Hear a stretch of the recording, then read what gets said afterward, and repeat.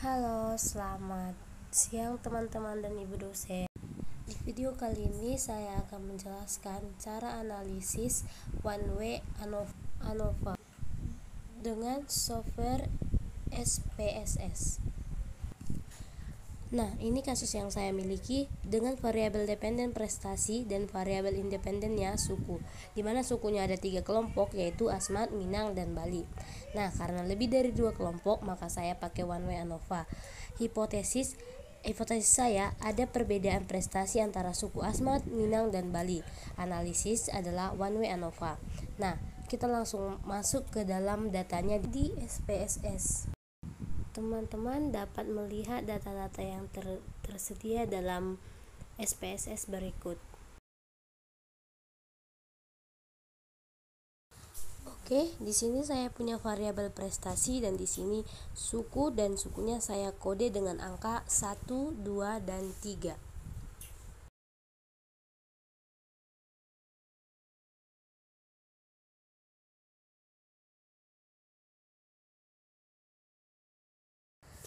Nah, suku di sini dilihat penjelasannya di variabel view. Nah, ini kodenya 1 itu suku Asmat, 2 itu suku Minang, dan 3 itu suku Bali.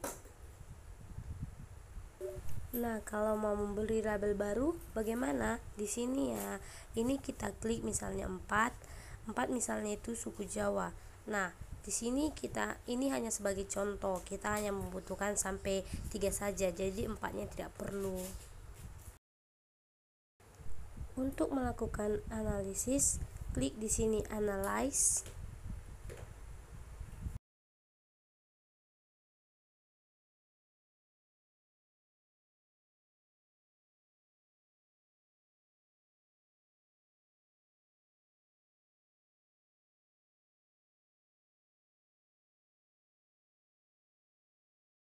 Analyze compare mean one way ANOVA. Nah, kita masukkan dependennya adalah prestasi, vektornya adalah suku. Nah, kemudian kita klik post di mana post ini untuk membandingkan satu persatu atau uji pasangannya. Nah, posoknya yang paling biasa itu digunakan adalah LSD dan Tuki.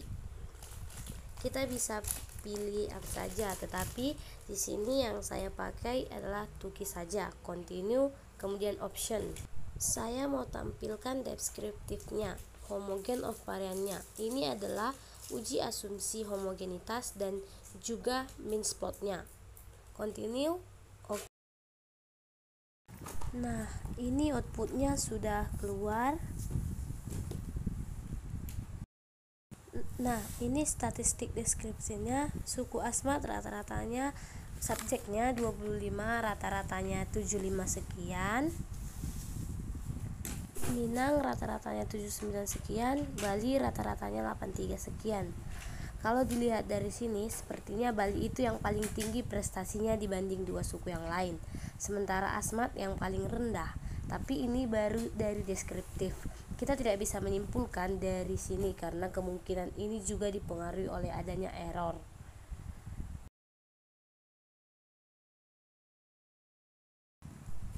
Nah, selanjutnya output selanjutnya adalah homogeneity.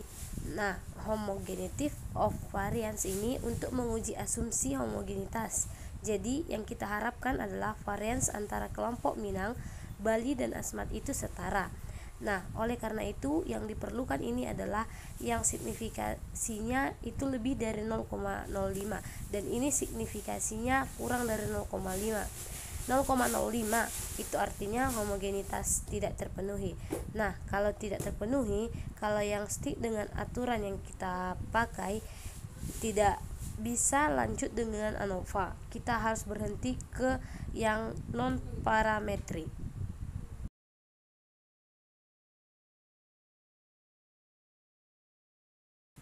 Tapi beberapa ahli mengatakan ANOVA ini cukup progres terhadap penyimpangan asumsi homogenitas asalkan jumlah subjeknya itu setara. Nah, di sini Asmat, Minang, dan Bali kan setara. Nah, mari kita lanjutkan dengan ANOVA saja. Nah, output selanjutnya adalah output utamanya, yaitu output ANOVA. Di sini ada nilai F.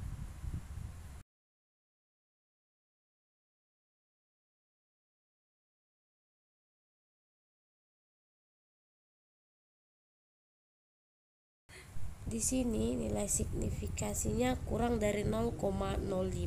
Berarti dia signifikan. Berarti dapat disimpulkan bahwa ada perbedaan yang signifikan prestasi antara suku Minang, Asmat, dan Bali. Dengan nilai F sekian, P berada di 0,01. Nah, itu tadi secara umum. Nah, bagaimana kalau jika dibandingkan satu persatu?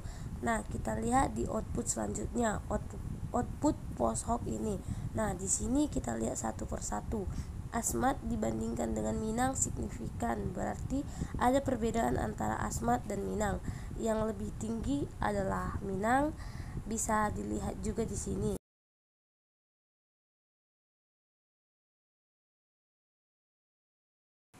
Asmat dan Bali signifikan. Yang lebih tinggi di deskriptif tadi adalah Bali.